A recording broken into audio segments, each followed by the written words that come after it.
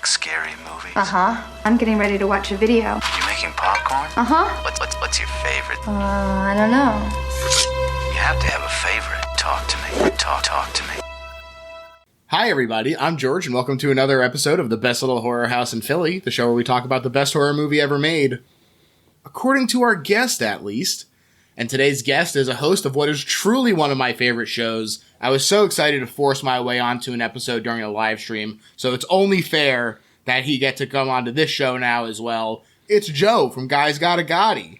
Oh, man, George, so great to be here. And, anytime you want to force your way into our world, you're more than welcome. Well, it's certainly my pleasure, and it's my pleasure to have you here. And this is, of course, a celebration of Gotti's 4th of July celebration. Yeah. A.K.A. Gelati. Mm-hmm. Oh, I like that. Wow, my God. You know, you had that in your pocket, didn't you? Yeah, I did. You wrote that down a week ago, yeah. I wrote it down because here's the thing. Rita's Italian Ice, a Philly staple, they serve gelatis. So it sounds a little like that, too, and it's not a stretch at all. It's so perfect. I'm like, it's a competition in my mind between being upset we didn't think of it and like how good it is and how much I love gelato and Gotti. Hell yeah. It is a perfect setup, and your co-host, Austin, is among our guests with the most appearances. So I said to myself, I gotta get the other boys in here, too. Hence Gelati. Folks can look forward to Dennis coming on later this month as well. But today, we're talking to Joe, and Joe, why don't you tell us a little bit about your history with horror? Oh, wow. I wasn't expecting that question. It surprises people more than you might think. Oh, my God. I got my therapist notes. No, I think my history with horror is pretty tame. Like, my family, we didn't really I didn't watch a lot of, like, that stuff wasn't really in the house much. It was like my mom, we would be watching a lot of, like, Masterpiece Theater, stuff like that. Like, my dad, like, worships the movie Halloween, obviously. We would watch that every Halloween when I was a little kid, and it scared the crap out of me. But, like, for a long time, what you guys all think of as, like, horror culture and everything was just, as cliche as it is, was the cover of VHS tapes at Hollywood Video. That stuff would just scare the crap out of me. And at some point, probably, like, in college and stuff, when those movies were, like, way more readily available, either through Netflix or just people sharing them, you kind of realize some of those aren't that scary, or, like... What? Yeah, I know. Look, I'm not talking about, I'm talking about stuff from, like, the 80s where it's, like, Night of the Demons, one of my favorites, is, like, really, like, those covers are really scary. It's, like, the girl, like, eating a skull lollipop, and it's just like, oh, my God, what the heck is going on? And look, if Freddy is too scared to go, and Jason is too scared to go, how the hell am I supposed to go to the party? Yeah, right. Yeah. Oh my God. And going into comic book stores and seeing like merchandise and stuff. I'm a 90s kid, so Jason and Freddy was just on t-shirts everywhere and like music videos and stuff in like weird places where I don't know, like I'd be going in to buy, like, look at X-Men comics, and it'd be like there's like Jason holding someone's head, but it's a statue, and you're like, that looks so cool, but oh my, I'll never watch it. It's so scary. I don't know. At some point, I just kind of went crazy watching as many as I could that were like, I remember that cover. I don't know. It just kind of like became a thing. And I, obviously we've watched a lot of horror movies together and stuff. Yeah. Like it was something that I was like afraid of, and I was just watching comedy and listening to comedy probably most through my teens. So that stuff just wasn't around. My friends all like played sports. It's funny. I had like no friends who were like into any of that stuff. It was just like we're all just playing stupid sports and like, and I don't know, running around on our bikes instead of like being up at midnight watching, I don't know, just name it.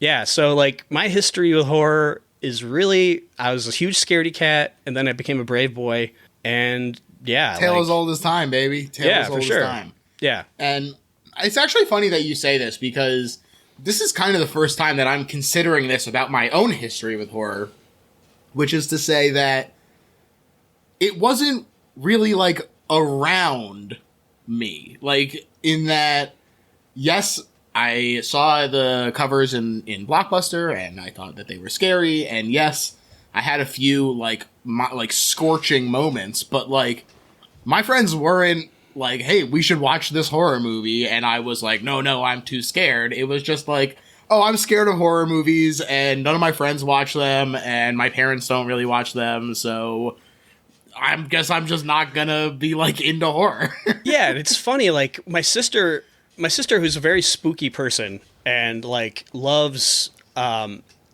anything to do with the macabre. She gives cemetery tours in the fall and summer here in Chicago. And like I remember one sleepover, like she had a sleepover for her birthday. I must have been like 7 or something, and they rented Night Shift. No, it was Night Shift, the book.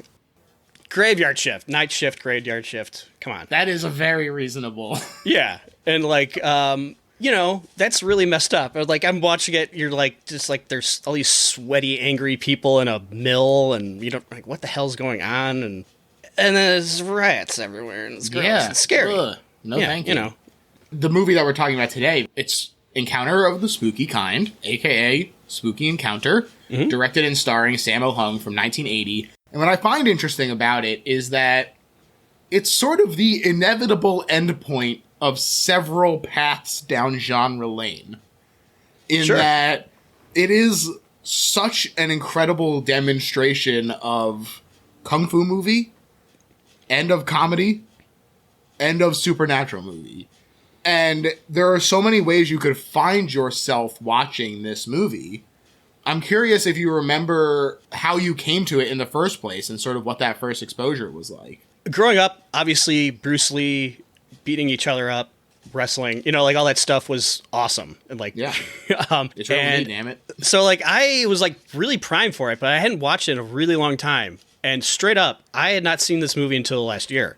And I just kind of like took a flyer on it like last October, because in October, if you're not watching horror movies, I don't know what you're doing, but right. Or just spooky stuff, or I don't have time for you if you're not talking about that, or you don't have like there's not a pumpkin on you, or I don't really, like whatever, different people. But I just put it on, and kind of from the first scene, you're just like, oh, I've never seen anything remotely like this. And then it just keeps going and going and going until the very last second of the film.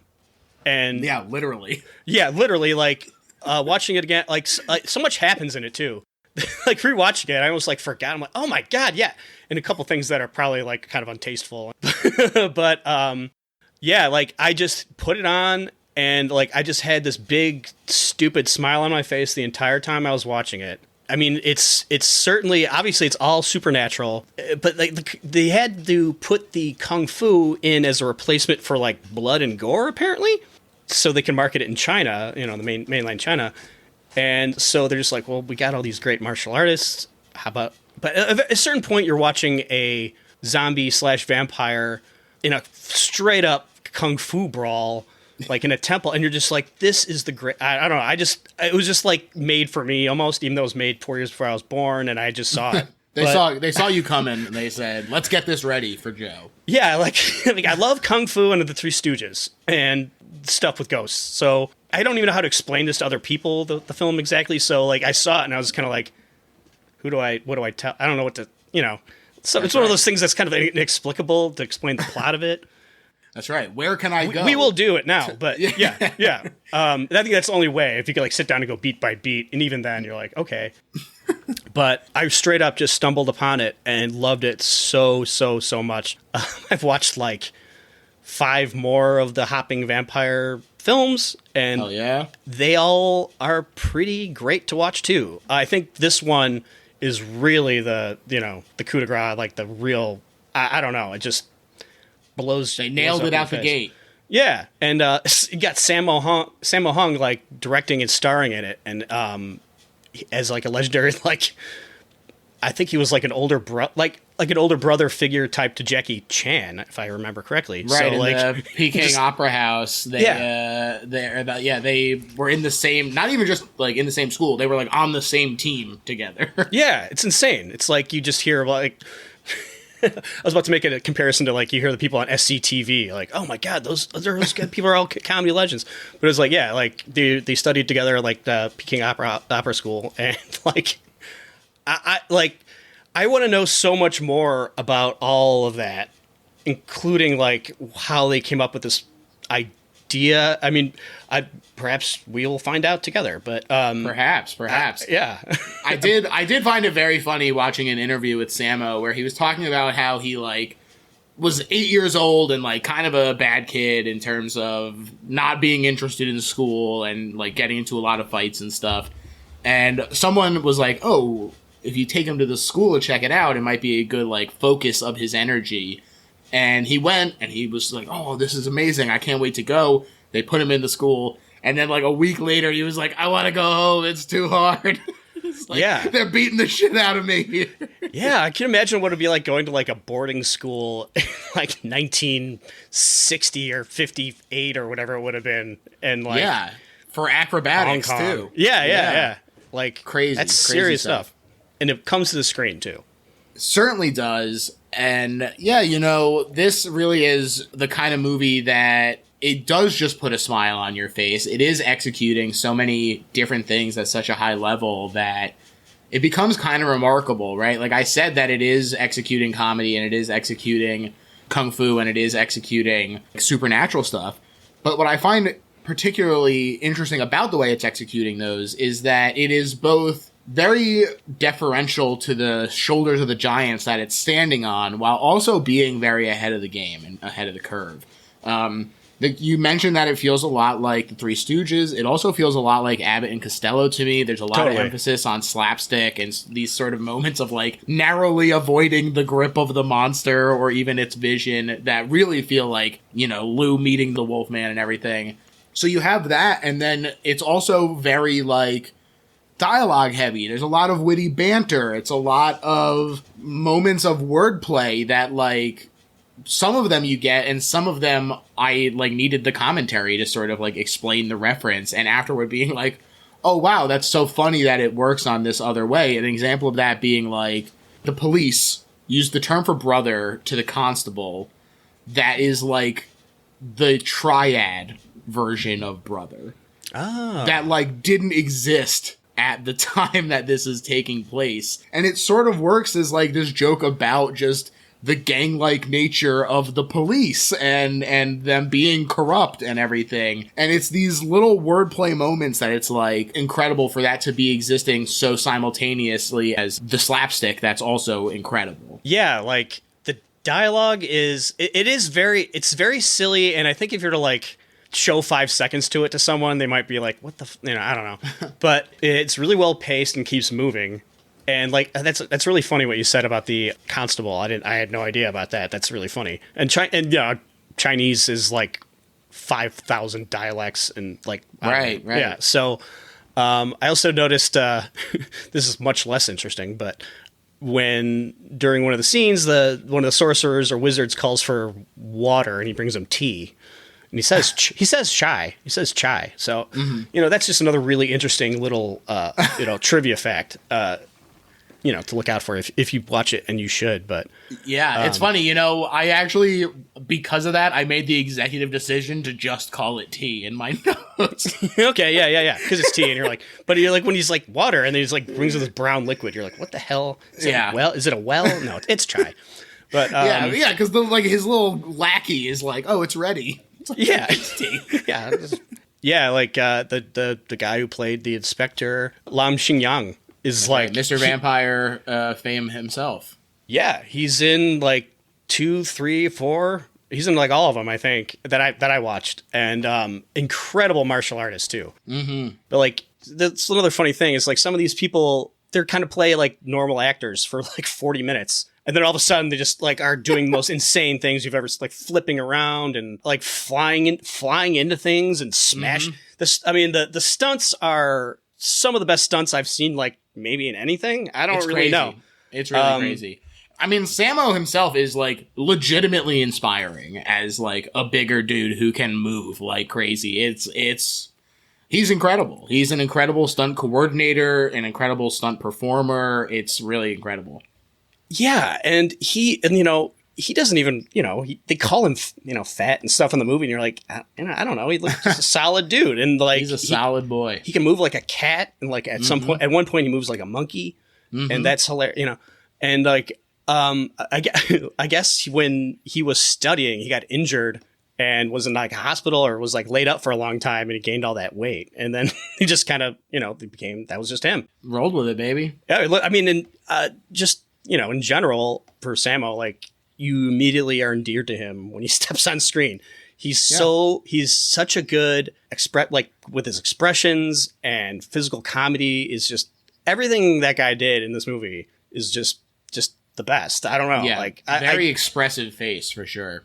Yeah, and like I keep saying like things like this is the best. This is the I really kind of it. I've seen a few movies and I've watched a lot of action stuff, and like not to get into the whole CGI like practical effects thing, but like some of the, and I don't want people to die. Okay, or that I don't want that many people to die making movies. Sure, either. Art the man sacrificed, Joe. yeah. I'm not one of the Atlantis. I'll just leave it there. But, At what price? At what price? Yeah. I was gonna say, that's probably the worst example I could have thought of. But yeah, like you watch people fly up into the air, and you can see the strings. You don't care, and they fly into like these like delicate altars or like roofs and stuff. Stuff goes flying everywhere. Oh yeah, stunts and the coordination, everything. Sammo just absolutely killed it. Great stuff for sure. The name also definitely caught my eye. I always love when, much like last episode's Last House on Dead End Street as well, a movie exploits a movie title, then delivers something completely different. It's such a fun subversion of your own baggage that you're bringing to the movie. In this case, the movie they're referencing is Close Encounters of the Third Kind. The plucking strings seem to reference it at times as well. It gets a little bit Williams-esque, and that was a huge hit in Hong Kong as well, so they were aware of it and said, fuck it, we ball. Yeah, I mean, that's probably what drew me to, one of the things like drew me to the title of it. It's like, I think I was reading it as Close Encounters of the Spooky Kind in my head. It's not the name of the movie in any way, but it just like your mind just puts that close in there. And like, what could this possibly be? It says Hong Kong action movie, but it's Encounters of the Spooky Kind. And it's just a roller coaster from, I don't know. I want to say it starts slow, but it's like, well, actually, no, it starts great, but like maybe 25 minutes into it, it just takes off and just doesn't stop until the end. Definitely. Yeah. So, after successfully co-directing Magnificent Butcher in 1979, Sammo had just splintered off from Golden Harvest to form Boho Productions, a combination of his Chinese name and the Chinese word for harvest, a nod to his former company and their support. And this movie was meant to test the waters, and instead was a pretty serious hit. The first in a genre that would go on to become a favorite of people worldwide, the supernatural kung fu comedy.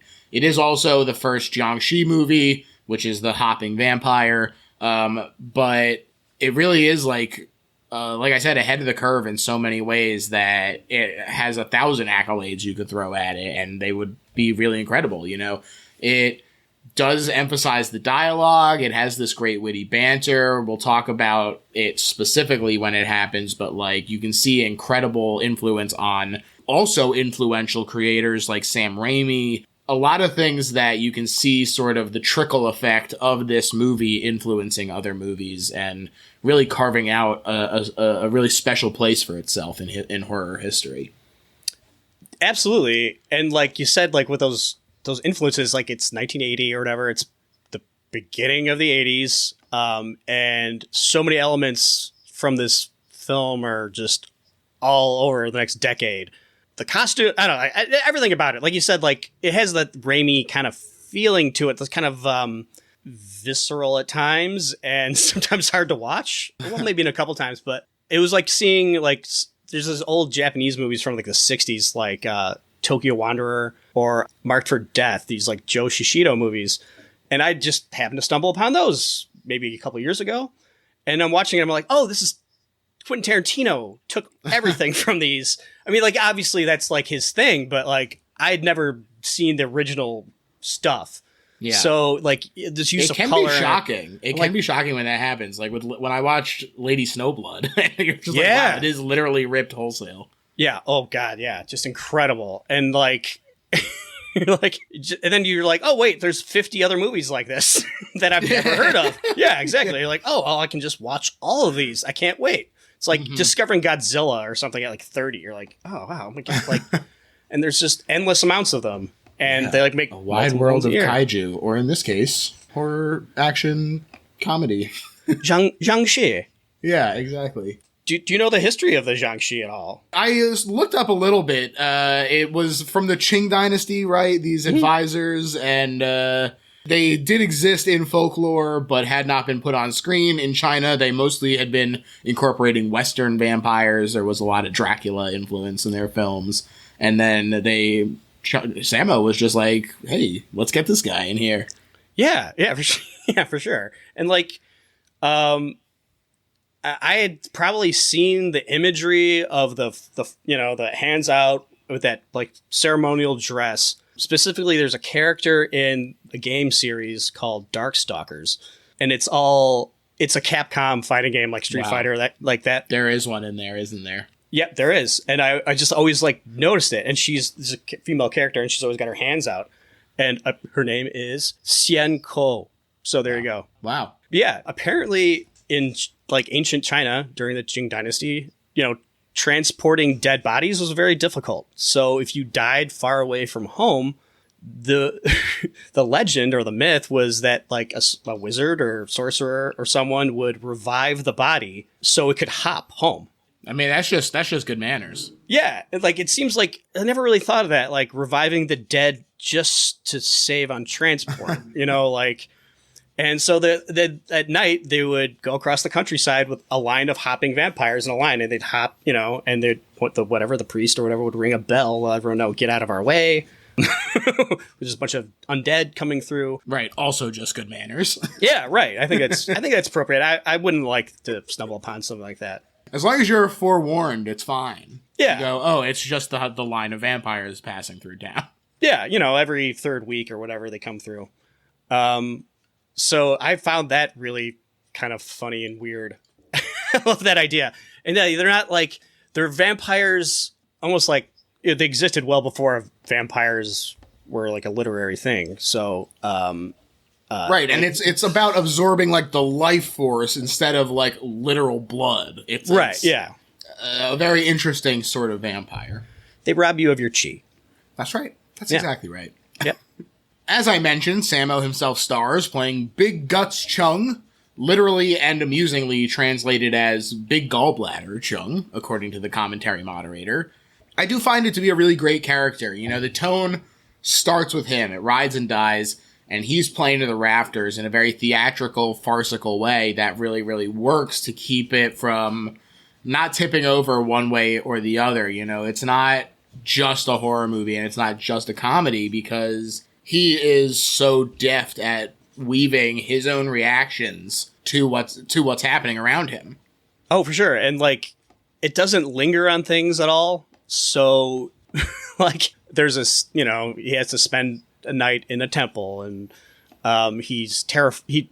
They lock a Jiangxi in there with him. And I know I don't want to jump ahead. I know we're going to go through it, but he immediately comes out, and the guy can't believe he lived, and then just goes, hey, do you want to do double? How about 50 taels of silver? And he kind of is like, huh? Yeah, sure. And the guy just runs away, and he's just like, what I just, no. And then it's like, oh, that's it. He's got to do it. Yeah, exactly. And then don't think about it too much. Yeah. Which I love.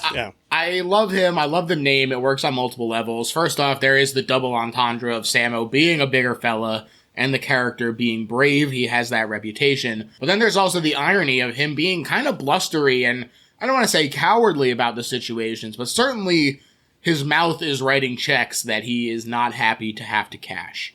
Yeah, it's like a storybook story. It's like there was a man named Bold Chung, and he was a rickshaw driver, and he was big and strong. But you don't really have any proof that you don't really know what he's done. They say he has great kung fu, but they don't really explain why he's so brave. But yeah, it just puts you right into it.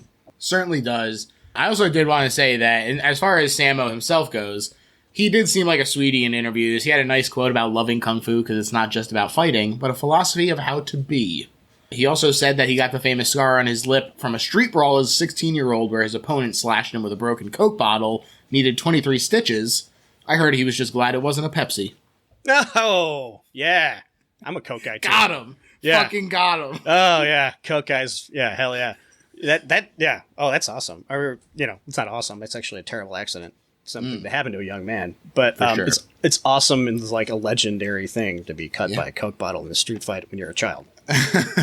The rest of the cast is pretty cool as well. Because this was a new studio, they couldn't really get huge names. Sammo was calling in favors from his stuntman and working actor buddies. The two priests, Choi and Chin Hoi, played by Fat Chung and Lung Chan, have hundreds of credits each, and almost no starring roles besides this. So they really take advantage of it. They make a meal of their scenes, and it is to the movie's benefit. They're both great.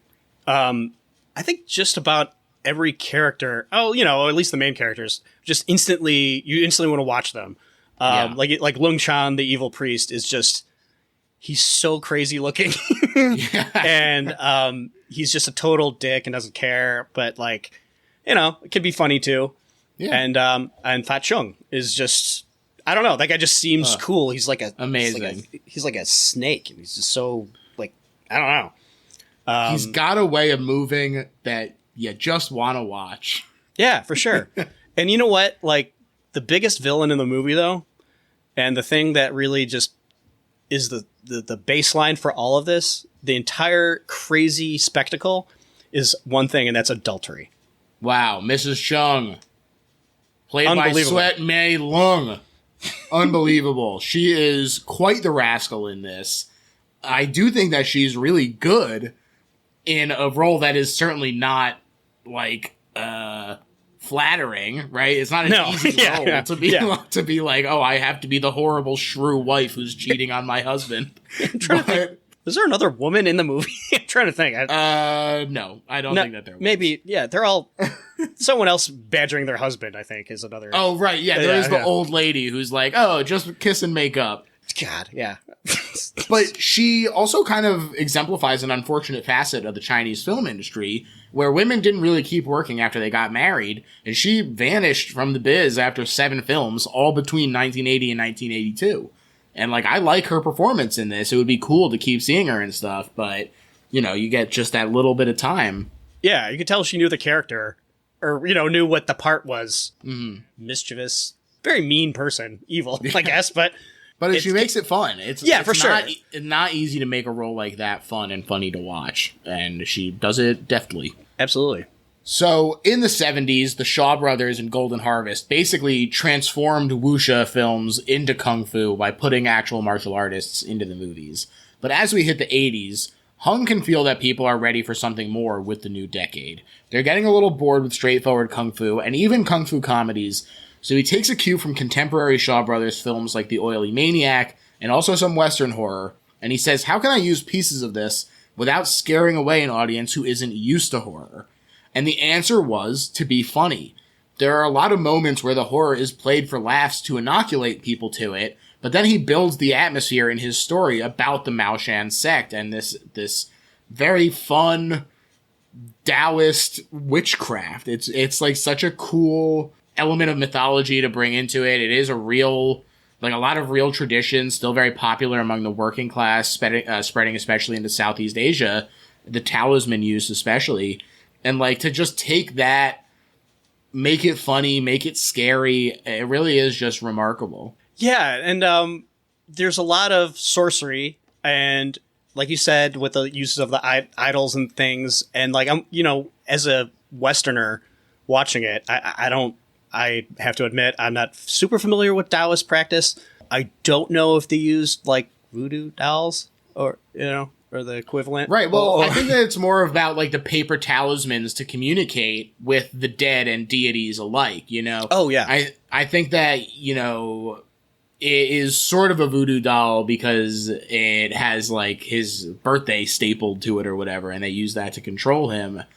But I don't know that it's necessarily, the same exact thing that emerged from the Caribbean.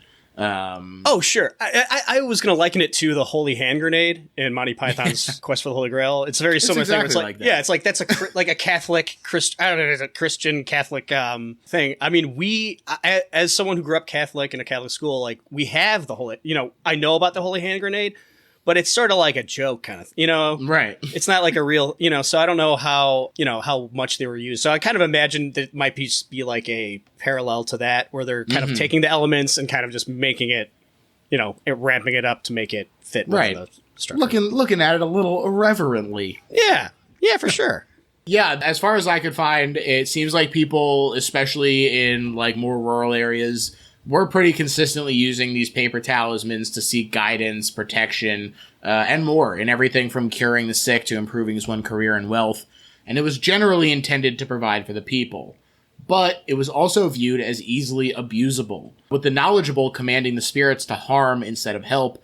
And this movie leverages a fear of people's easily corruptible nature, with the negative version of this sorcery being exactly the same as the positive in every way except intention. I find that to be a really fascinating theme of the movie that is not really commented upon. It just sort of happens, but for that to be the case, that they are so similar and it is just about what you do with it, pretty interesting. For sure, yeah. They're both accessing the same spirits and using the same rituals, and one of them wants to kill people that have money, and one of them just like, no, man, we're here to help people. That's right. Make life Remember our better vows, dude. Yeah. You forgot already? Come on, man. This atmosphere is assisted by the score, done by Frankie Chan, who also did Chungking Express. Masterfully knows the value of silence as well. There are a lot of moments of just sounds that easily could have been turned into comedy and tilted the movie the whole way instead of balancing it. I think that they do a good job of making some of the suspense moments actually suspenseful. Yeah, the music is really good, and the sound has like a really rough edge to it, like the effects and sound design. I was just kind of watching some scenes before we got on, and the hopping vampires are scary. Like, yeah, they're really loud, booming hops, like boom, boom, boom, and like really, yeah. Just it's like that 1980 has that 1970s, 80, early 80s kind of raw feel to it, and even in like the film stock and all that kind of, it's the way everything looks, which I just can't get enough of. I love it. Hell yeah, dude. And the movie comes out on Christmas Eve, 1980. It is a hit, making about $5.675 million HK at a time when the currency isn't anchored to another. But in 1973, it was about 5-1. So, I guess about $1 million, give or take. It also goes on to have a lot of influence, like we said, not only in Chinese film by creating the Jiangxi genre alongside The Dead and the Deadly and then Mr. Vampire, which he produced following this, but also in the U.S., like we said, influencing influential auteurs themselves and eventually being declared the best horror movie ever made. Yeah, I know. It's all been leading to this. I know. I can't wait. I've been waiting for like 8 months to declare this the greatest movie ever made. Before that, it was another movie that I threw in the garbage. So I don't know what it is. Forget it. But that's right. It's garbage, is what it is. So yeah, that's the theme of this, right? Trash everything else. That's right. Okay. Any other movie from the weeks before, even dog shit. Yeah. Midnight. This is the only movie I like. London After Midnight sucks. I know you can't watch it, but I saw it. I saw it, and it sucks. And Lon Chaney, he should have retired after that one. Yeah, and then he has a kid, and he's come on. Later, no, Lon. What kind of name is Lon? Sorry, all no, Lons you were out right to say it. You were right to say it. Sorry, all the Musk fans out there. I'm definitely not sorry for that. Oh, okay. Let's get into the actual movie. Okay. Atypical at the time to have dialogue during the opening credits, although they are fairly sparse for the time, so it doesn't really distract. I do love this opening credit sequence. These two ghosts, one dead a long time, one more recently deceased, discuss the ways of the world, but more accurately depict it. As the elder is a hypocrite, seizing a chance at power and second life as soon as one presents itself, despite claiming the youth were the future and one needs to look out for them. This hypocrisy is definitely an element of the movie that recurs. It's pretty interesting to get that motif set up as early as it is, literally in the opening credits. I like it a lot. I'm so glad to be able to talk about this with you, because you tend to like have a perception on these things that I just kind of don't. I saw a skeleton grab Sam's butt, and I thought that was funny. But no, you're absolutely right. It's like sets up the entire philosophy, or I don't know what you would call it, or whatever quandary of the movie. But yeah, that relationship is there from scene one, and it is funny. It's a funny scene. Yeah, I love it. You can see a bony hand moving around in the pot, which really adds a lot, even just while they're just talking. They also say in Chinese the phrase "ghost strike ghost," which is a name drop of the Chinese title. which rather than exploit close encounters, references the later fight between the Taoist priests. All right, yeah. And as Big Guts Chung strolls drunkenly past, the ghosts attack. And we do get a laugh from the skeleton arm grabbing his butt. Yeah. But they also take some pretty gruesome bites out of it. Yeah, that was rough, yeah. Takes a chunk out of his thigh or leg. Like, ugh. Yeah, it's pretty scary, but funny. Yeah, they nail down that horror and comedy juxtaposition right away. Yeah, it's like, I'm not going to make a simile about how it would be funny to be killed by clowns. It's not the same thing. It's like that. Edit that out. I also think it's funny that the young ghost is represented by the man with no face, manifested as a drawing on the back of a head, which is looking quite silly. Yeah, that was really freaky. That was like legit kind of unsettling when it's chasing after him, and it's like it is funny, but it's like I don't like that. Yeah. Either. It's funny, but also stay over there. Yeah, exactly. Like I don't like that. That's like kind of right in my I don't like that. And suddenly Chung awakes with a start. It's just a dream. It's the Chang Dynasty, assuming Chung is about 30. That makes it around 1905. And his wife mocks his fear and says, the poorer you are, the more it haunts you. So get ready to see more ghosts. And indeed, he should prepare for that. Yeah, they have a very nice home life. Yeah, that's a good way to put it, Joe. It seems like they get along really well. She seems really nice, very well-rounded character, and very loving. And you understand why they're together, Mm-hmm. No. She immediately she just starts harping at him and calling him a loser, an idiot, and hate. Yeah, just. Ugh. I mean, to be fair, we don't know that he's not a loser and an idiot. We really don't. He says he's bold. We don't really know why yet. So far, we just saw him get his little butt grabbed by a skeleton and run away. And he was scared about it. Yeah, that wasn't very brave. So anyway, it's hilarious. I loved it. It is great. And he says, "Why aren't you scared then?" And hey, where did you get that nice new dress from? And she says, "Don't worry, it wasn't your money." And this raises a lot more questions. I'm getting. It's funny because it also says like I'm cheating on my husband, and the cucker bought me this dress. You'd think that would answer the questions that he's asking, but did a cucker buy you this dress? Did you get this dress from a cucker? Oh, this. I don't think so. All right. Is it really cucking if I don't know about it? I guess we'll have to change that. I don't know. I don't know either. You're going to find out. You're going to find out. At least we said cuck 50 times. That's great. At least. But there's no work that day on account of the Ghost Festival. Sort of undiscussed. Besides, I guess that sort of is why it comes up, this challenge later. But like, they're just like, by the way, it's a Ghost Festival day. I might have missed no that. Work. Okay, yeah. Yeah, because there's no like festival. Right. They just say it's happening. Yeah. Yeah, Okay. they just say it's happening, but his wife isn't interested in spending time with him, so Chung goes out to meet up with the boys, including Adu, owner of a crossed eye and the largest, hairiest mole you ever seen in your goddamn life. I fully did the Austin Powers. It was wild. I love that guy. He was great. It's amazing. He is wonderful. I think he didn't have a great end. I don't think he came back. I kind of forgot about that. Yeah. No. Okay. Yeah. They vanish, and it's funny, especially that like 3 people vanish into that mirror. Yeah, I know. Like, what the fuck? Nobody ever talks about these people ever again. yeah, like that's a good point. And again, a testament to the film, because it just, you don't even think about it. Kind of just like, that was just a fun scene that happened. But yeah, he tries to scare Chung. That's right. He challenges him to prove his nickname is earned with a game from the West. A ghost summoning ritual of peeling an apple in front of a mirror and some candles. And if the peel is unbroken, they grant him a wish. But if he does break it, well, who knows what kind of horrors he might see. But it scared many a foreigner to death, Joe. I know. Ooh. Yeah, I know.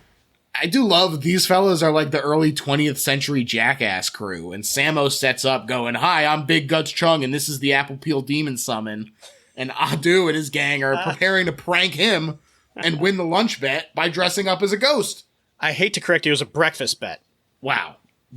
I think we maybe saw 2 different cuts because I'm pretty sure that Really? they bet lunch. Yeah. Oh, wow. I'm pretty sure it's breakfast. Wow. That's incredible.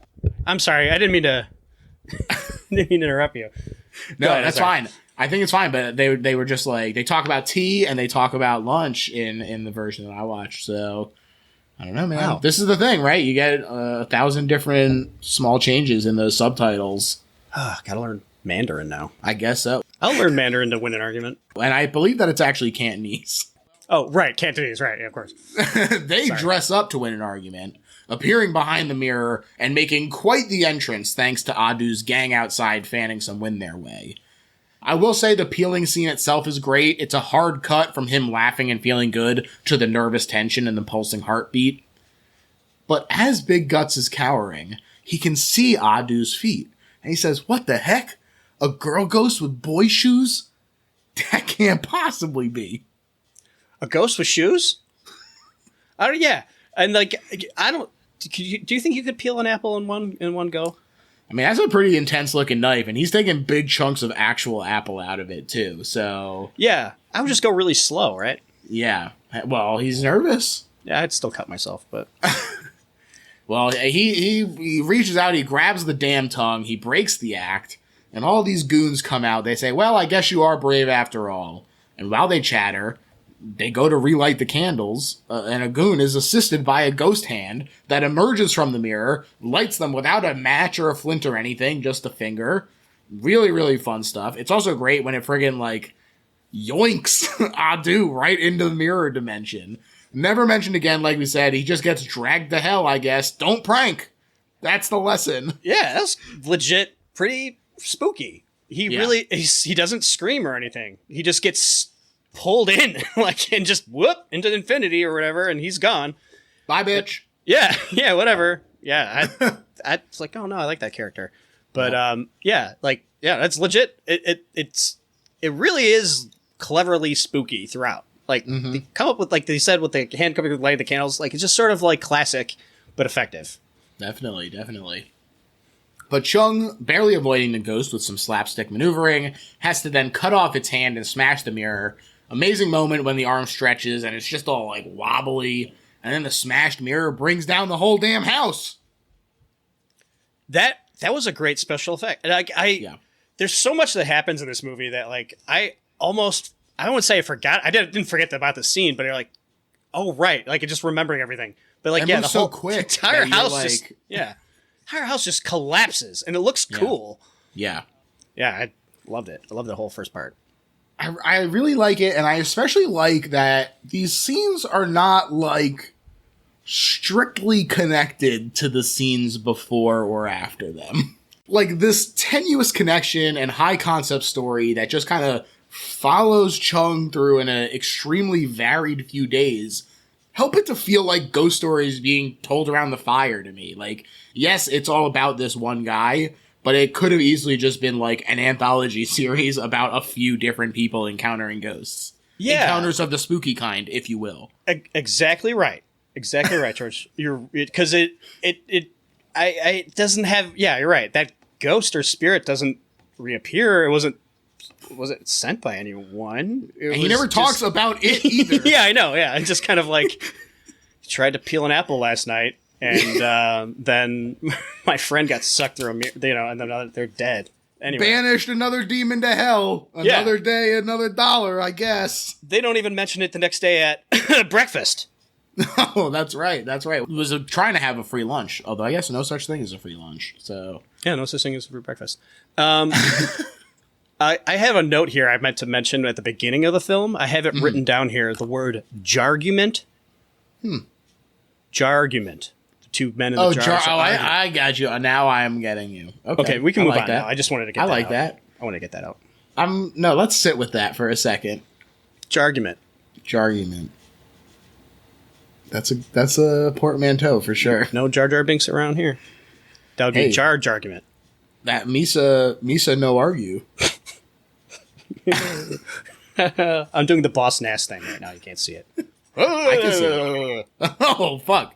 I was joking about seeing it, and then I actually saw it, and it was shocking. I can do it. He can do it, folks. And the next day, Chung heads to his job as a rickshaw driver for Master Tam, a rich dude and mayoral candidate who uses his wealth to go big-time rascal mode. Chung is, in fact, driving him to a sexual rendezvous at the brothel this very morning. And he promises to be discreet, and he says that he'll come back in an incense stick's worth of time. I'm sorry. I like that unit of measurement for time. The incense. Yeah, me too. Yeah, I like Googled too. I was like, how long does an incense stick last? The internet was not helpful on this. It was like, it varies, idiot. And I was like, okay, that makes sense, I guess. Yeah. Oh, well. Oh, well. Yeah. But he's got some time to kill, and he heads to a local tofu pudding stand. This is one of these wordplay moments where the commentary said, in China, eating tofu was slang for having an affair.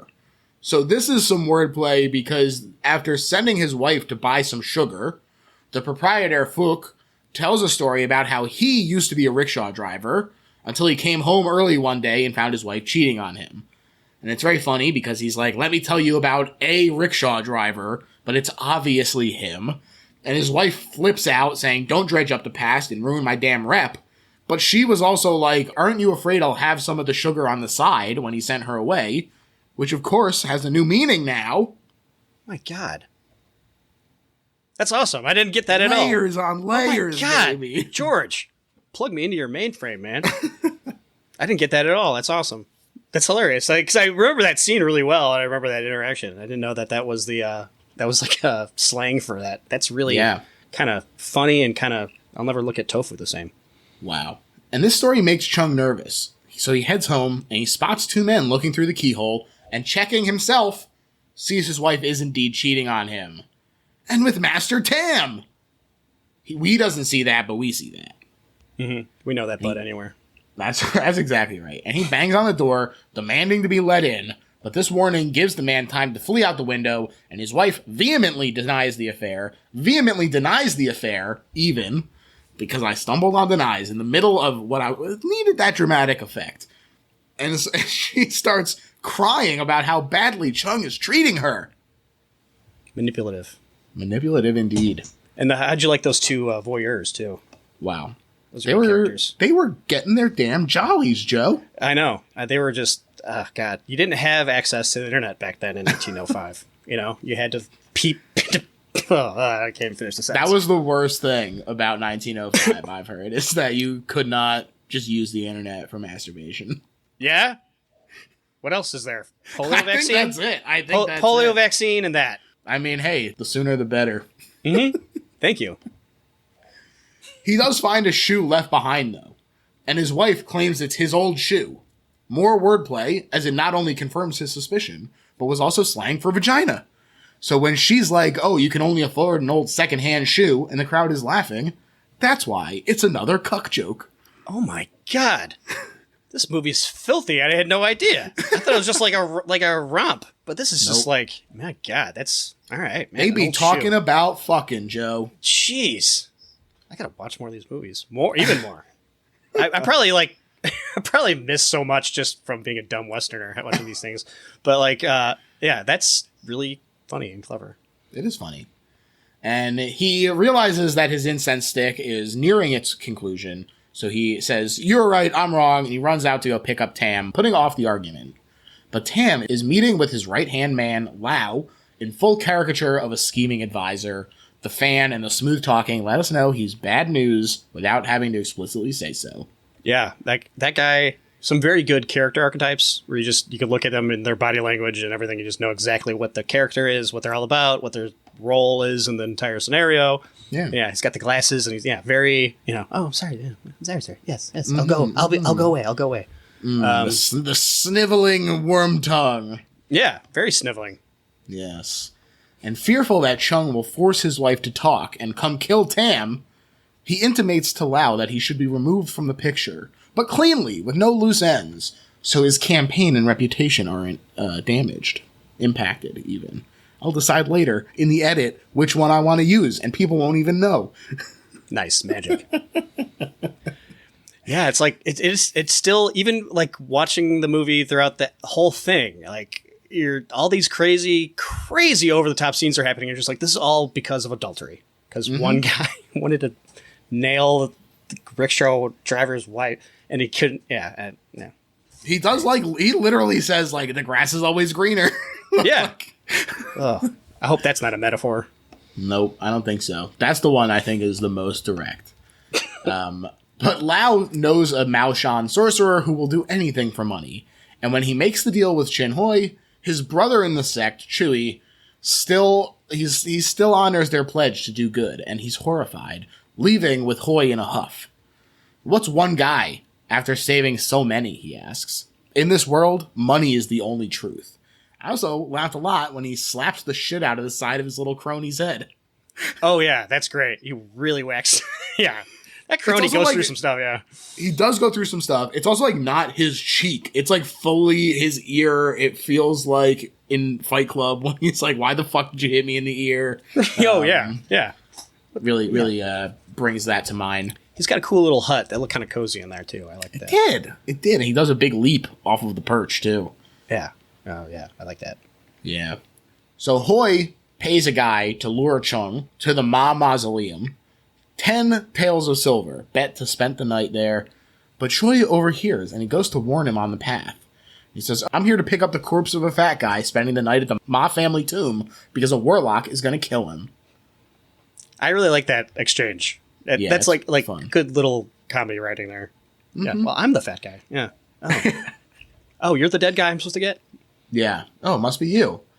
And Chung doesn't believe in magic, so scoffing asks Chui to conjure up some money for him, which he does indeed turn blank paper into money, but it's the fake money used to burn over the dead, hence Big Guts' reaction of tossing it to the side.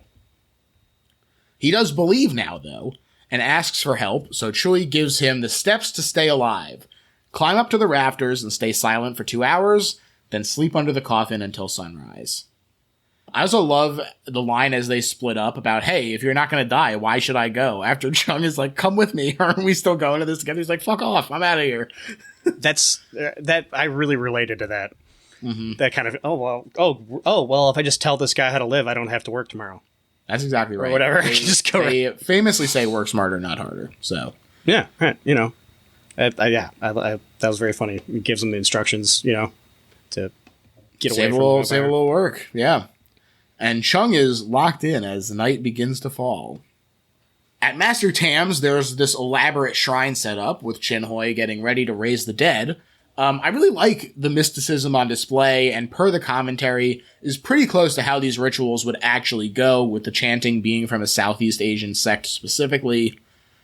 And Chung wakes up from his nap and begins his climb, just in time as a corpse does indeed animate and rise from the tomb as a Jiangshi or hopping vampire. As we said, this was an actual legend, not nearly as popular as it would become until Mr. Vampire became a cult hit. So, Sammo's not just ahead of the curve, he is the curve. Yeah, just to go back real quick to the altar setup, there's like a cut from from Chung being like, I'm going to go find somewhere to sleep. And the hard cut to this giant, crazy, elaborate, it looks cool. Like, just, it's so intricate. You're like, how, that must have taken like hours to set up. How is that easier than just hiring like an assassin to just stab him in the head and then disappear into China? His reputation, Joe. Oh, I know. I mean, like, I would not like that. I've already seen that movie 100 times, but like, it just adds to the overall like absurd comedy element to the entire thing. Definitely. That you can't. Yeah, it was very joyful in a way to me. I just thought it was so funny. Yeah, it's very elaborate. It's a long way to go to kill this guy. Oh, it's so great. A lizard on his hand, though, causes Chung to drop, hanging by his legs and dangling directly over the vampire. I love this. The comedy and the horror is so perfectly blended as he avoids the hops by the skin of his teeth, literally pulling up his ponytail to avoid the gaze or touching it. The silence keeping the tension with the thudding of it landing. Just wonderful. It's like genuinely great physical comedy. There's a scene where he's hanging from a beam from the ceiling upside down, and he's an inch away from the top of the vampire's head. And he knows the vampire's about to hop, because that's what they do. And he kind of keeps like doing like pull-ups or like, I don't know what you call them, like doing like pull-ups on the thing like as he hops, Like so a he doesn't hanging get- crunch, yeah. Yeah. So they don't like bump each other. I love that it. that whole thing. Yeah.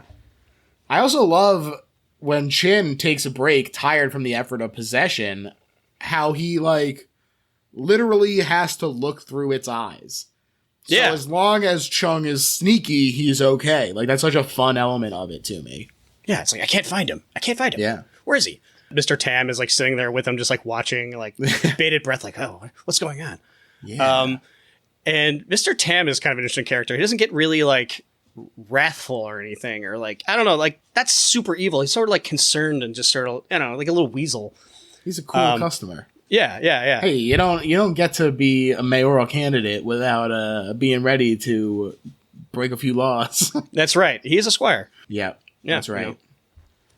Now, Chung quickly tosses the coffin lid back on during this time, and he slides under the coffin just in time for a little more comedy with this recurring out of tea / out of water gag, and smashing, quote-unquote, his forehead on the lid when he gets back into the corpse, and it, like, smashes his head back. He gets a big bruise, which is a very fun effect as well. We see he goes, and then like you can see like you can just put the white makeup on there. It's so good. Yeah, I love it. hell Yeah. yeah. It's awesome. The vampire lands on Chung's feet, though, and chases him out, leading to the start of a fight. But only the start, though, as day breaks and the cock crows. Yeah, I liked how like brief kind of that was. Where you're like, oh, thank God he's out of it. Like he made it. Like that was like just a couple encounters, and he made it through the night. It's like you hear the cock crow, and he's ready to go, and then And then, released from the locked door, he staggers out shell-shocked at his close call, and simply repeats what the lackey who put him in there says. Unfortunately, what that does is lock him into another bet. Another night in there for 50 taels of silver this time, as we mentioned. I'm not sure that bet would hold up in bet court. yeah, It is clearly under Yeah. duress. Your Honor, there wasn't even a double dare or a declaration of no backsies. yeah. And the guy like ran away, and he couldn't even. I thought that was so funny. He couldn't even like. Yeah, he just like what he. It's such a funny thing because it's like you could just not do it, right? I don't know what would the penalty be. Would he have to pay 50 taels of silver then? I don't know, but Well, he also wouldn't be called Big Guts anymore because he'd That's be true. a coward. I keep forgetting about that. I have to. I don't have that in me. I don't have that that like need for that. So I don't. It's like why didn't he just run away and then change his name and then become a different person and shave his head and go by a different name? But Oh, yeah. It could have been so simple. yeah, He realizes what just happened, though, and he goes to find Shui, who warns him it's going to be much more difficult this time. You got the luck for it, kid? You got the balls? nice. It's a very funny exchange. Yeah, and quit gambling. He says, stop gambling. Don't do this anymore, idiot. He sends him to get 50 chicken eggs, chicken specifically, along with some other less pleasant supplies like dog blood. and some.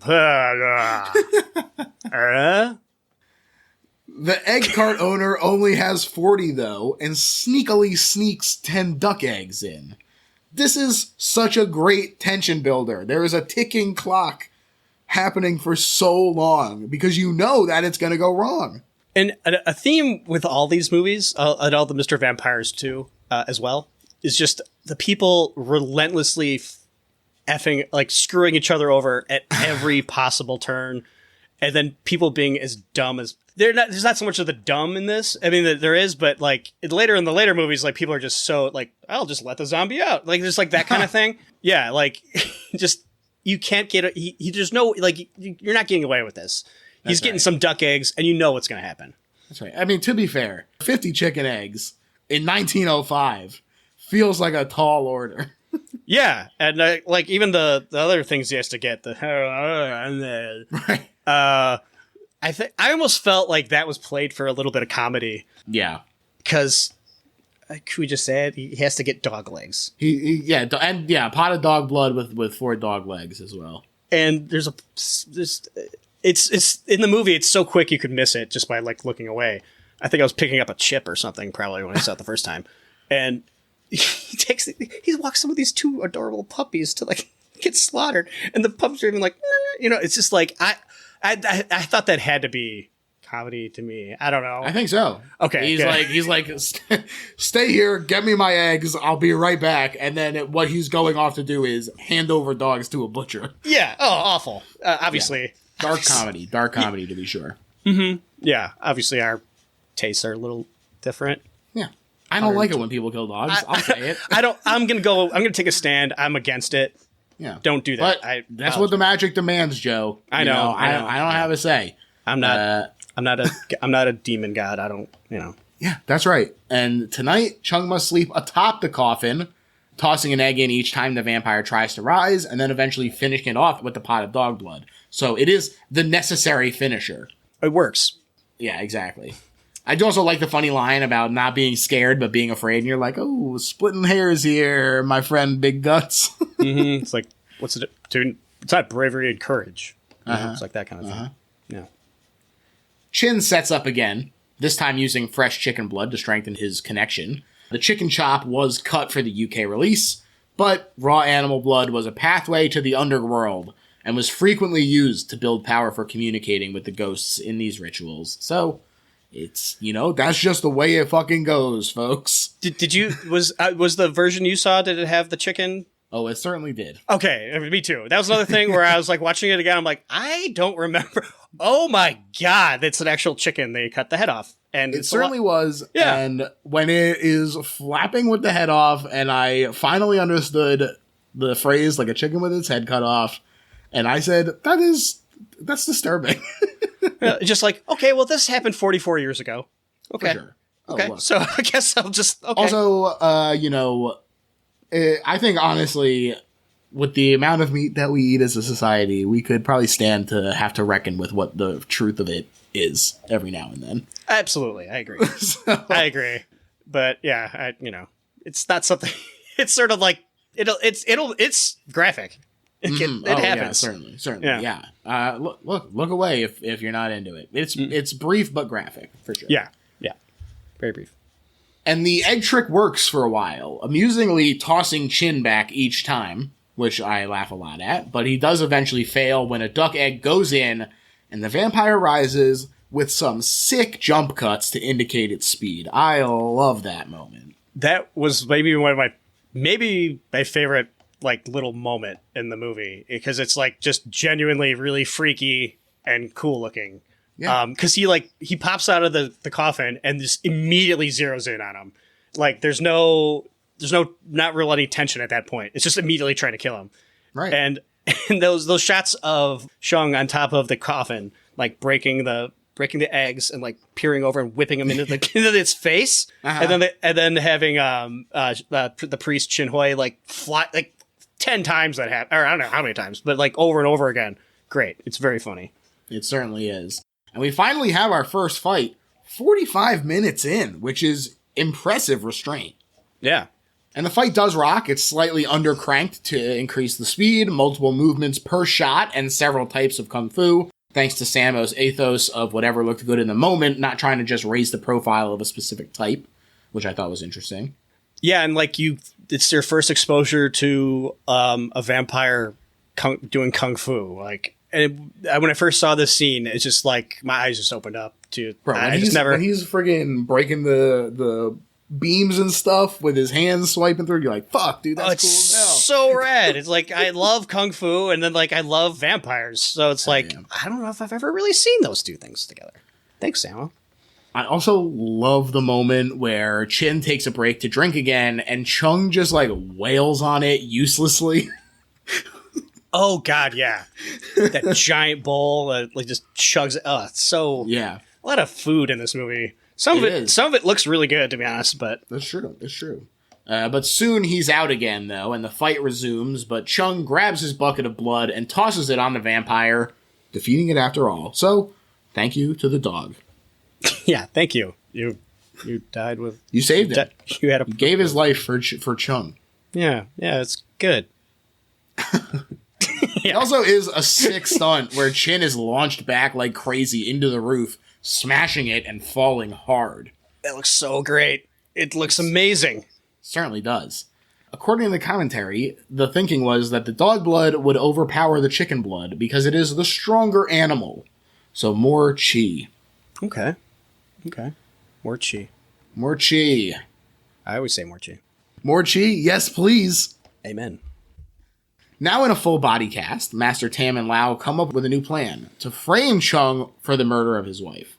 The full body cast is just great anyway. I always love seeing that in a movie, especially when it's just like the guy's just totally normal. Then the next cut is to him like full body cast, like there's like a tongue depressor thing in his mouth. And it's just, oh God, I'm sorry. A lot of really, really good quick cuts to like extreme things throughout the movie that just tickled me. The guy nails the comedy. It's really incredible. Absolutely. The only witness is old man Fook, but he happens to have had a stroke. Pretty convenient. I wonder if you think it's a legit coincidence, or if they used poison or magic or something to try and take him out. I wonder. I wouldn't put anything past them at this point. Yeah. So I would lean towards conspiracy. Yeah, I think it might be. Mm-hmm. And the constable is on the take, because when Fook tries to vouch for Chung with a note, he pulls the paper with no written on it before he can add the two strokes in the middle that separate the Cantonese characters for no and yes. That was really tense when he was filling that out. We can read Cantonese, right? Cantonese, the language in which it was written is what I was going to say. That's right.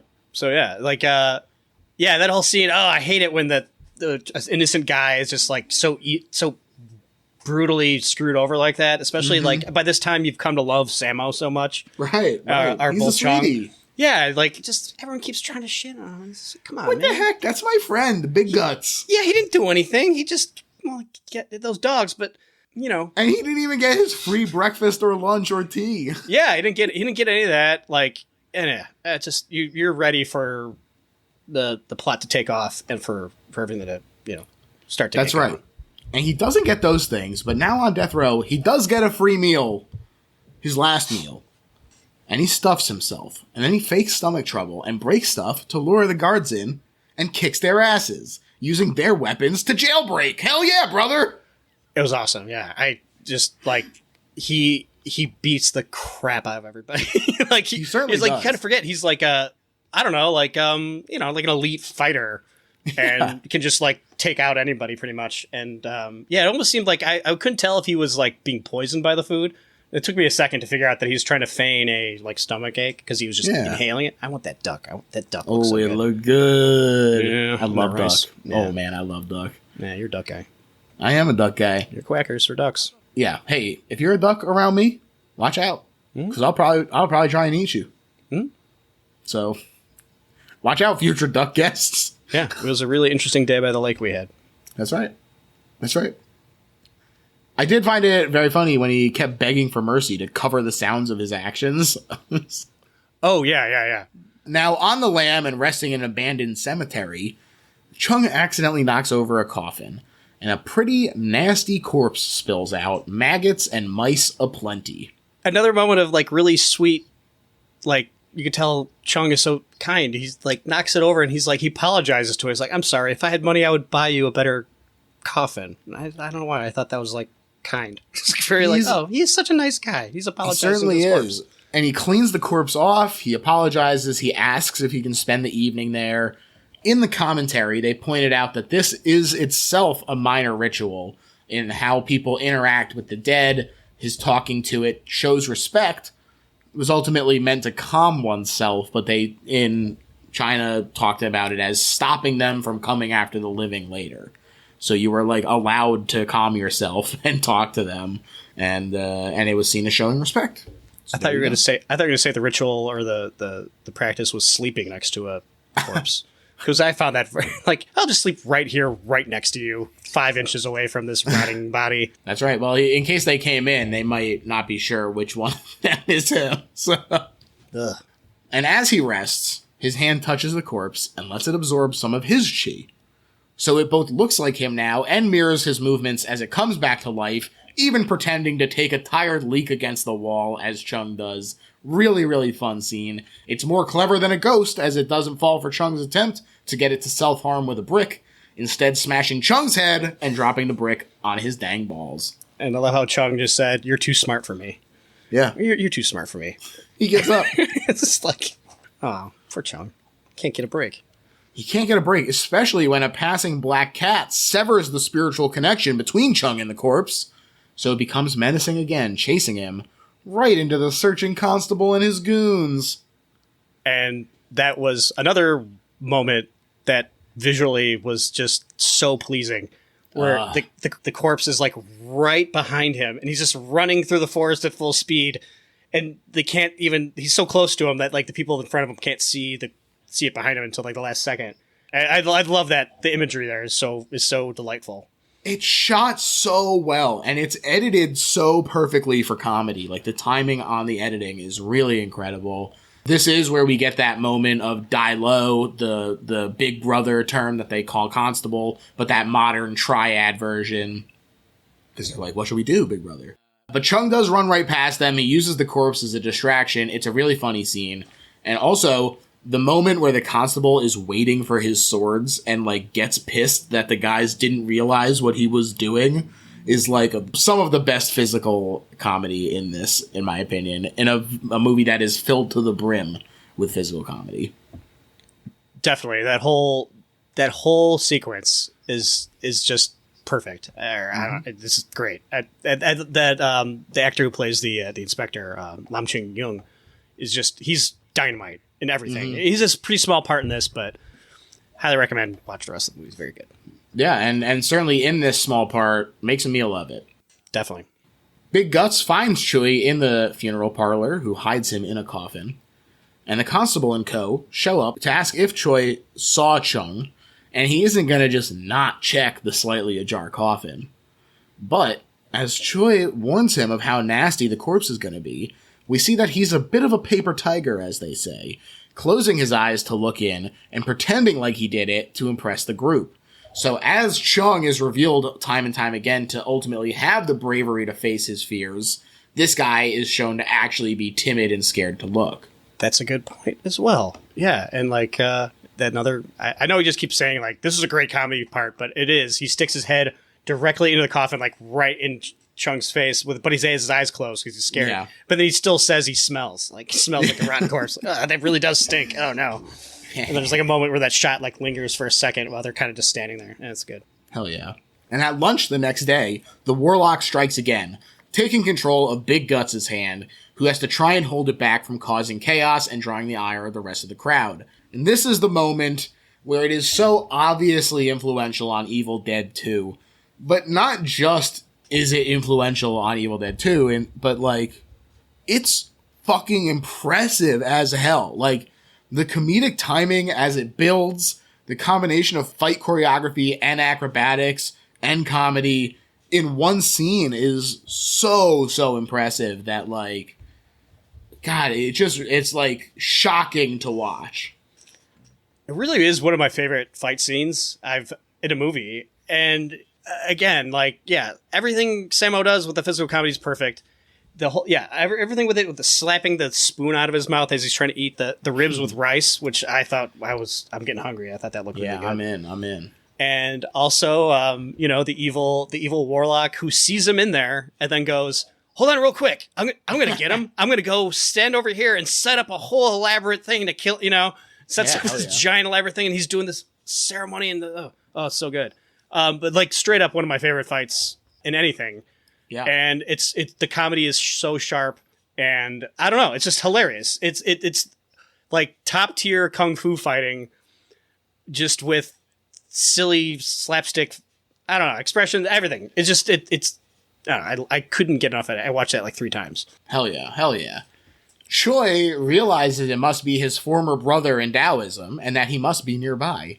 So he tracks him down, and they have a very fun fight scene as well. I love that even though they're using the wood swords, it has the classic metal sword sounds, and it's shot a lot like traditional wuxia that became kung fu movies. So, again, very sort of tipping the hat to the movies that came before. And back at the restaurant, Chung defends himself from the cops with a chair in a very Jackie Chan Young Master-esque way.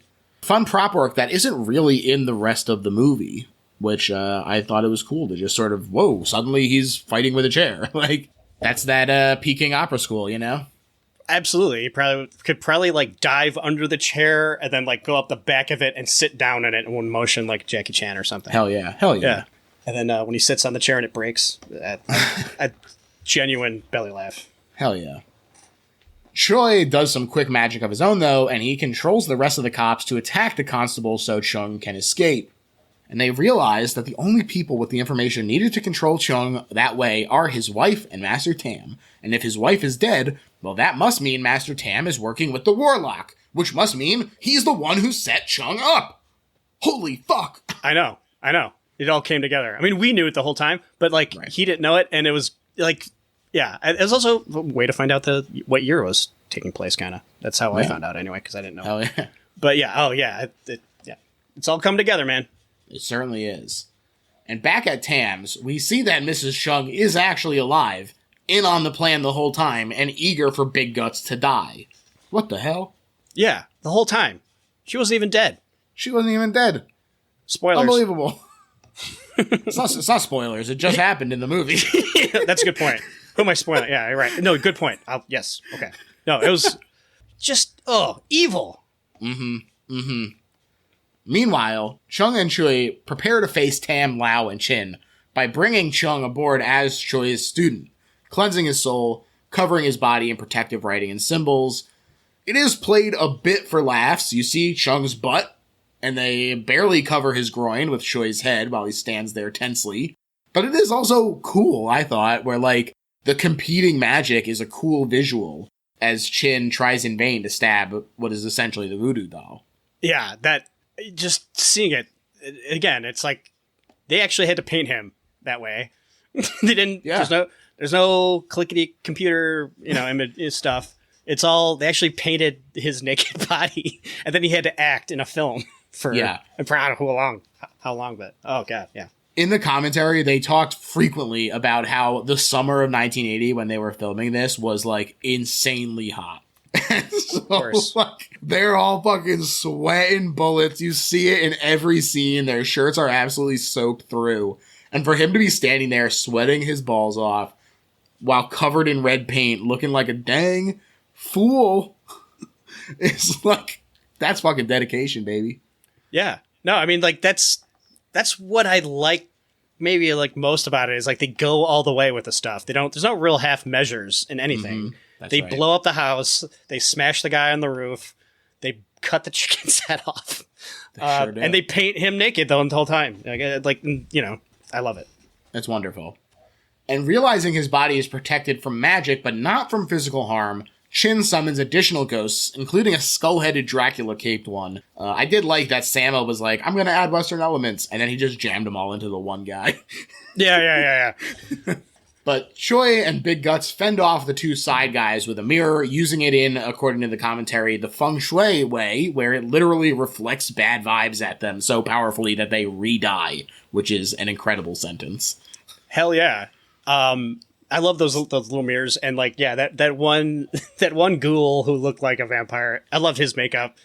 Oh, yeah. It looks like, I don't know, almost looks like a statue you'd find like at a mini golf course, but alive. And I just love it. I loved it. I don't care if it looks cheesy or anything. It doesn't to me. It works so well. He's real and he's scary. This is a scary guy. Okay, you could tell because his eye is out of his socket. He's like melty faced. You don't have to. I don't care. That's fun. Let's have fun. It's wonderful. I also love the moment where Choi powers up his sword and pins the skull guy to the wall, then uses Big Guts' body as a conduit for the ghost to speak through and reveal where the shrine is. It's so cool. And that happens so fast. He just, oh yeah, oh god, I love it. They never like are like, wow, that was crazy. Like, it just happens, and you go, whoa. We're at the Travelodge Inn. Yeah, we certainly are. Yeah, perfect. Everything. Off they go for the final confrontation, rolling in with a portable shrine of their own. Chung is intimidated by the size of Chin's tower. The lore goes that the height would literally correspond with the wizard's strength, so 3 stories was pretty strong and would be the deciding factor in a competition between two evenly matched opponents, which Chin feels that they are. Luckily for Choi, their altar is a freaking extendo tower, and it raises up to match Chin's, It's funny music. He's flipping over chickens while Chung pumps away at the lever. It's just wonderful stuff. This is like the beginning. Like, you're like, oh, this is funny as hell. I'm loving this. This is like so not the impressive fun part of the scene that's coming up. But like, you still have to talk about it because it's so good. It's like this movie, it like will introduce a concept and then like have it be funny real quick. Like, I've never heard, you don't know anything about the altar's height, but like he comes in, you kind of have an idea what, like, is this going to raise up? And it does. And it's just, perfect cartoon humor. Rendered in real life. It's great. Certainly is. And the fight begins, and after exchanging some explosive spells, both wizards use their student as a proxy in the fight, summoning a god into them. Big Guts is the Monkey King, and Chin's student does a sick 3-story leap down after becoming the Taming Dragon Lohan, one of the 18 R-hats with the oldest representative style of Shaolin Kung Fu. I didn't know that. But there you go, baby. I know. I'm just, again, I'm going to watch this probably again after we're done. But again, a really impressive fall. Like, anyway, incredible. And it's a sick fight. I mean, I'm not gonna try and just capture every moment of it because it will be so not impressive for me to just describe the fight to you. But for real, I hope people go check this movie out because the fight scenes at the end here are so worth putting the time and investment into the movie for. They're chittering away in God speak. He's leaping around like a monkey, like the Monkey King. It's just so fun. I was all set to, as a bit, I was going to write down every single thing that happens from the part to the end. And I was like, oh, I'll go on for 10 minutes. And then I started, I just could not keep up with it at all. I'm like, I couldn't do it. But I'm just like, because it would be funny to actually list it all out because it is insane. Like you said, he's acting like a monkey, swinging around and laughing, and like the voices are so good. And again, just kind of like the start of the insanity. Yeah, and eventually the Monkey King is triumphant, but they're not finished yet. Chin sends a spirit into Tam himself, that of Lu Dong Bin, a Tang Dynasty wizard who reportedly lived 220 years old and was also a sword master who invented the 8 immortal sword, a treasure of Wu-Tang. Wu-Tang? So there you go. That's right, and it's for the children. Yeah, exactly. Liquid swords. That's right. And he dispatches Lao, who interrupts the fight, his big old mouth getting him killed finally. That's when we start to get to the real fist pump moments of the movie. And like for a minute I thought the actor that was playing Mr. Tam was doing the martial arts. I think it's just really well edited that, like wait, he's an old man for the record. Yeah. He's like, probably like, I don't know, I was playing a 70-year-old man, probably like a guy in his 60s or something like that. But it's well done. At first I was like, whoa, he's really, every actor in this movie is like a 8th degree black belt in every form of Kung Fu. Joe just learning about stand-ins right now. What? That wasn't idiot. That wasn't Harrison Ford under the truck. Believe it or not, pal. Believe it or not. Get the fuck out of my house. Sorry. I'm not really in it. You just turn off the computer. Get out of here, stupid George. Yeah, I hear that a lot. No, okay. Choi counters this with the spirit of the Red Boy, who, despite being depicted as a spoiled child, is, quote, the strongest of the fighting gods. And the two fight with Chung in full rascal mode. He literally flicks Tam's nose mid-fight. It's wonderful. This whole sequence of fights where they change styles really quickly. Yeah. And you can actually see the style change in the actual interactions. It's Kung Fu, man. It's the coolest thing. Baby. Hell yeah. It's not looking too good for Big Guts, though, who catches quite a few slashes, and his spell breaks. He loses his tube top thing. His top. He certainly does, yeah. And Choi gets Tam's shoe from Big Guts and uses it like a voodoo doll himself to stab a nail through Tam's foot, breaking their side spell and freeing the still Kung Fu master Chung to run through now just an old rich guy Tam through with the sword. Oh, so satisfying. Really so is. Good. It all hits so good. Now, it's crazy because you're like, fuck yeah, they did it. And then you remember, oh, there's still a wizard to fight. Yeah, there's still a crazy wizard on a tower with like a bunch of little dolls. And oh my God, yeah. That's right. It's not over Who yet, knows man. what's next? Mm-hmm. And it turns out what's next is a flame. A big flame that goes really far. And the shots, again, I don't want people to die. But you look at that shot and you're like, that looks so dangerous. It looks like someone has a flamethrower and they're shooting it across this courtyard to the other tower. It looks awfully dangerous. It's so funny. In the commentary, it gets like a little quiet. Like this guy was talking at length by himself for a long time, so I give him props for that. But there's a brief moment where he gets a little quiet and he just watches this happen. And as the guy on fire like leaps, he goes, he was really on fire. Oh no, there's no doubt. And he's on fire for a long time. Yeah. And like that's another thing where like they couldn't get, I don't think they reset up that shot. I think he had to do it in one thing and he's in costume. Yeah, it's like watching it again, I'm like, he's on fire for a pretty long time. That's right. That's right. God. And Choi does take it long enough for Chung to slash Chin's altar, reversing the spell and alighting him as he tumbles off to his death. Now, if you watch that part where the tower falls, you could see Sammo literally get out of the way of giant like fireball, like a giant piece of debris that's on fire, like legit. Like he like looks up, it's gonna fall on him, and he goes, oh, and he moves out of the way. That was like, I watched that like 3 times. Like that was really dangerous. Yeah, That's movie magic, baby. it is. It's the best. And all fucked up from the fight, Troy falls as well. And there is a really funny scene where Big Guts runs to catch him in slow-mo and still misses. And then they double down by asking, are you all right? And Soy is just like, oh, fuck you. You try falling and see if you're all right, dumbass. Mm-hmm. Is he serious? Yeah. Oh God, yeah. That would hurt. Yeah, that wouldn't be good. Yeah. And he's also burned. Yeah, Because he's dead. He's dead absorbed now, a big time. flamethrower. Yeah. But Big Guts' wife emerges, she sees the aftermath, she realizes that they lost, and she pretends to have been kidnapped. And he says, I know! And he punches her in the gut, and then he lifts her up to toss her, and then it freeze frames in vengeance. Pure, sweet vengeance. You gotta laugh, baby. You gotta laugh. No, I exploded with laughter the first time I saw that. Again, it's something that happens really fast.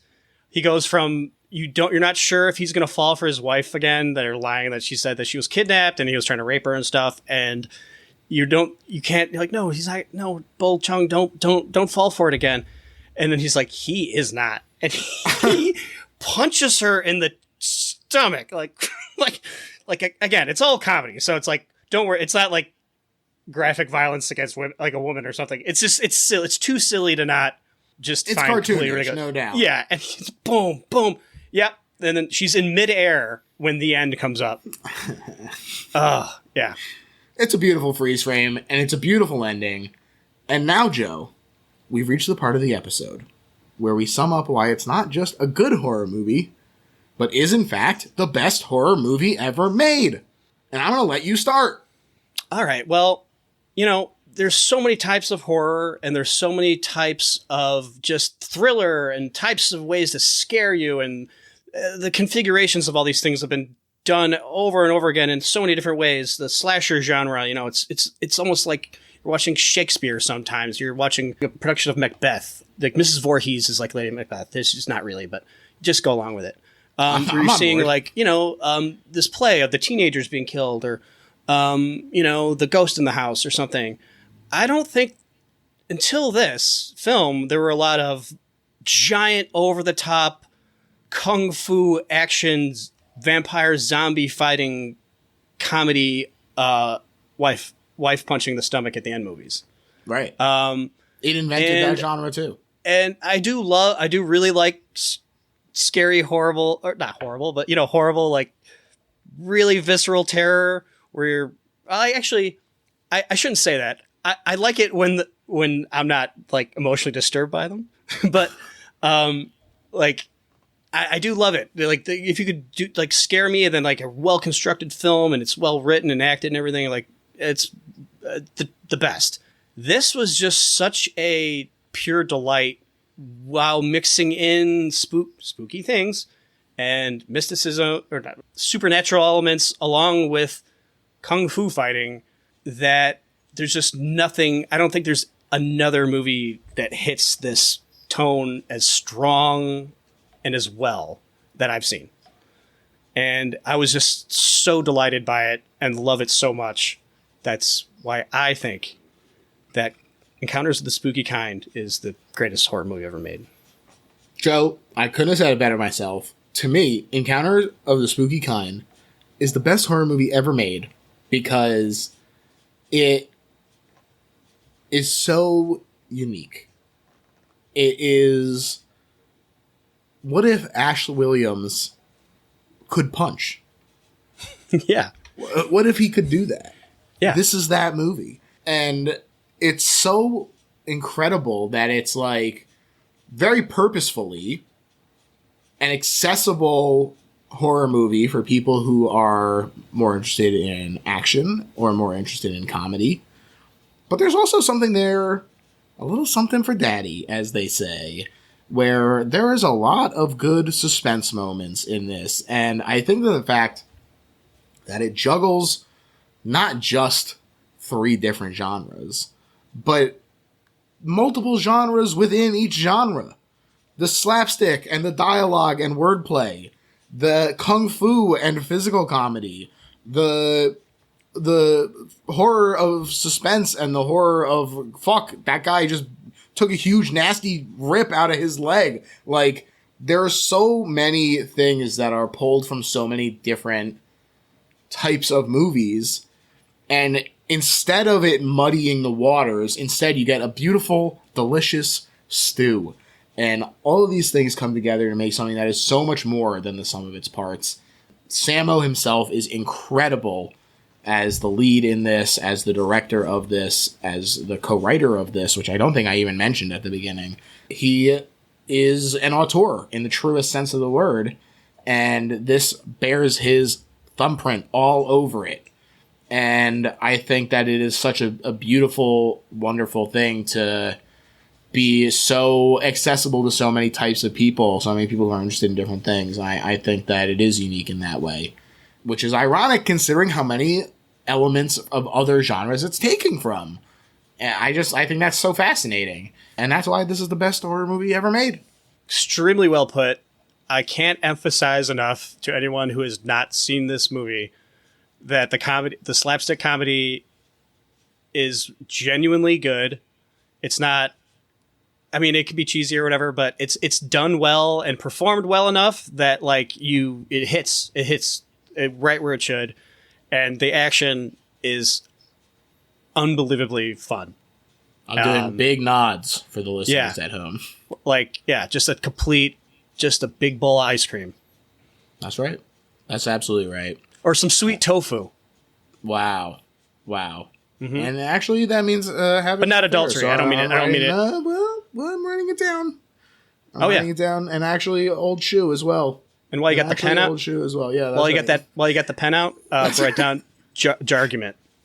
I'm writing down jargument, and I'm writing down free lunch ? / free breakfast. Okay, I'll send the screenshot. Joe, I want to thank you so much for coming on George. the show. This was an absolute blast. Thank you for getting me to watch this movie finally. Please tell the people where they can listen to Guys Gotta Gotti, where they can check out any social media if you're doing that. I don't know. All that jazz. Tell the people where they can find it. Well, you can go to Guys Gotta Gotti, search YouTube, and you'll find our show. We're like the lone gunman from the X-Files, but for the movie Gotti, starring John Travolta. And if you know what those two things are, I think you're in good shape and you'll probably enjoy what we have to say. And George, thank you so much for doing all this research and doing all the step-by-step stuff.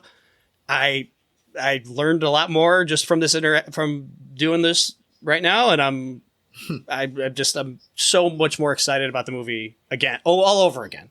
Hell yeah. If that's possible. So thank you so much. Well, my pleasure, and I definitely want to encourage people to go check out Guys Gotta Gotti because I think it's very funny and it makes me laugh a lot, and they're my friends, and you should go support them because it's a great show. So go do that. Very kind. As far as my other plugs, what else? Boy, we're really coming up on the end of this show here. I think there's like 6 episodes left or something like that. Not many. So got a lot of cool stuff coming up. Like I said, Dennis is coming up next to talk about Texas Chainsaw Massacre 2. Oh my God. You know that's going to be good. Yeah, won't that be wonderful? And then we have Body Melt as the following movie after that. So Oh my God. there's going to be lots of goopy goodness happening here. I've been trying to get everyone to watch Body Melt and Shit Club for a while. We should watch it. Now we're all going to be talking about it as the best horror movie ever made, as far as I know. So I'm looking forward to that, besides Encounter of the Spooky Kind, of course. But yeah, I'm looking forward to that. And people should go check out the back catalog as well because we got all kinds of good stuff. You absolutely do. All kinds. It's all there. Just look. You learn the history of horror and you learn all about everyone else's experience with horror. It's a wonderful show. It's so funny to me to be like, I obviously understand why, but when I do a movie like, let's say, Last House on Dead End Street, where it's a movie that is really awesome and interesting, but not a lot of people know about it, and I'm like, fuck, I just want people to listen to these episodes because it's great. I want people to check them out. It's a resource. It's a self-fulfilling prophecy where people they can't check it out because they gotta watch it first. Yeah, I get it. But you listen to the start, get a taste, go watch the movie, and then come back and watch it with have a discussion with it with your old pal George. That's so true. And all of that was to say is that it's been a lot of movies like that in a row where I am thrilled to be bringing them to people's attention. And I hope that people are listening and watching them because. Yeah, it doesn't always get as many listens as some of the more popular movies like Midsommar. So find a movie you haven't seen before and check out that episode. That's my plug for today. I second it wholeheartedly and with much fervor. Wow, can't ask for more than that, folks. Mm-hmm. And so that's it. Thanks. Bye. Later, guys.